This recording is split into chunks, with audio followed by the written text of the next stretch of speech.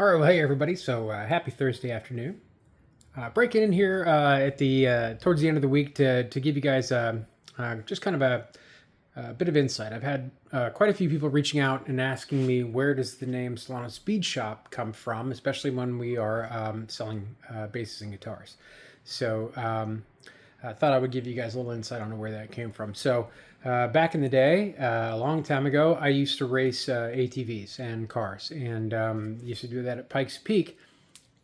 My co-driver at Pikes Peak, a guy who I raced ATVs with initially, he was hurt in an accident, broke his neck, and became quadriplegic. Named Travis Tollett, and I'll break in some stuff here so you guys can see who he is.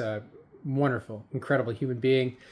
Someone I miss terribly because yes, he is no longer with us, and that's why the name of the business will never change as well. He designed the Solano Speed Shop logo that you guys see everywhere, the round one as well that has the kind of surf punk pinstripes in the middle of it.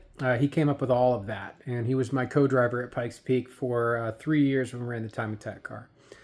And I love him, and I miss him terribly. But that's the reason that this company will never be anything other than Solano Speed Shop, because he's no longer here to help me update the logo to change the business name, nor would I want to. So Solano Speed Shop, that's the name of my guitar and bass business, and that's what it forever will be. But also just kind of wanted to give you guys a little bit of background too on some of the stuff that I used to do back before I was working on guitars and building guitars and stuff, back when I was racing, kind of where this came from. So thought I would just kind of give you guys a little bit of walk and talk around my shop and show you some of the fun stuff. So I only have a few bits and pieces from the old race car and the ATV left over. And I have the inside door card that I kept when I got rid of that chassis. I ended up selling the Pikes Peak car chassis. It was just old, worn out cage, couldn't do anything with it anymore, but I wanted to keep a few things off of it because I had run it at Pikes Peak. So I kept the inside door card.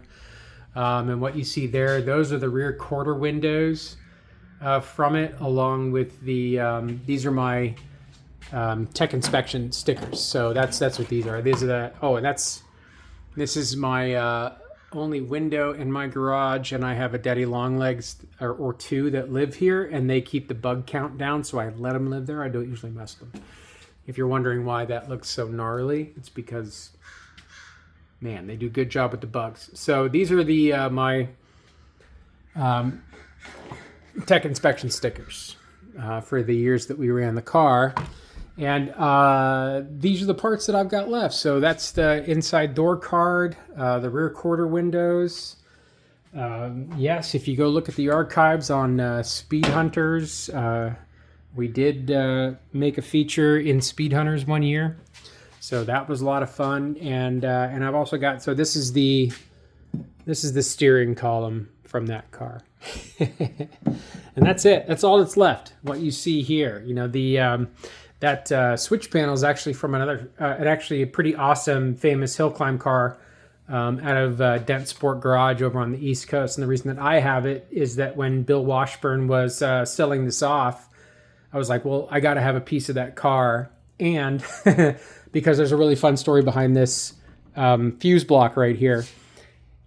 I was trying to purchase a fuse block from this company, and it turns out that Bill beat me to the punch on this, the very last one that they had in inventory and never would.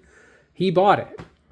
So just a funny story, dumb story. So in the end, you know, a decade later, I still ended up with the relay panel, but I also have this awesome museum piece that is Bill Washburn's fuse panel off of the incredible 240SX that he is re-engineering right now for another incredible run somewhere. But his car has been up the Mount Washington hill climb.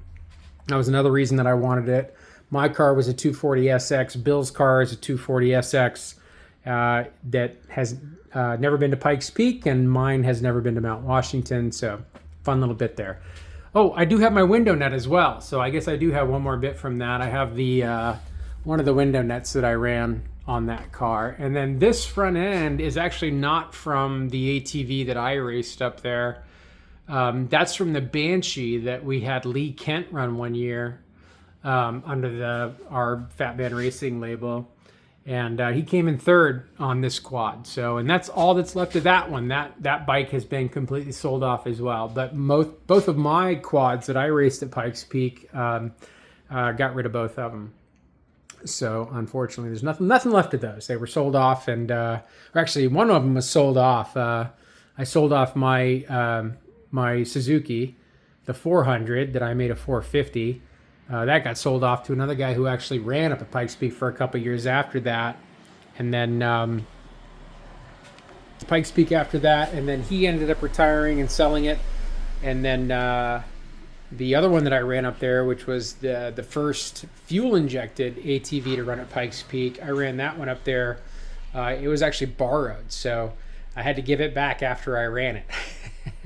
It was pretty good. That bike belonged to a guy named Johnny Angel, who is Pikes Peak champion in the ATV division as well. So there you go, guys. That's a little history on the name Solano Speed Shop, why it's never going to be changed. A little history of the dumb shit that I used to do up on the mountain in cars and on ATVs. Believe me, there were guys who were plenty dumber than me. You know, I only kind of went off the mountain once or twice. There's plenty of guys who've really looped it up out there. So luckily, I haven't done it that bad. But anyway, thanks for playing along here, everybody, and we'll look forward to seeing you again soon.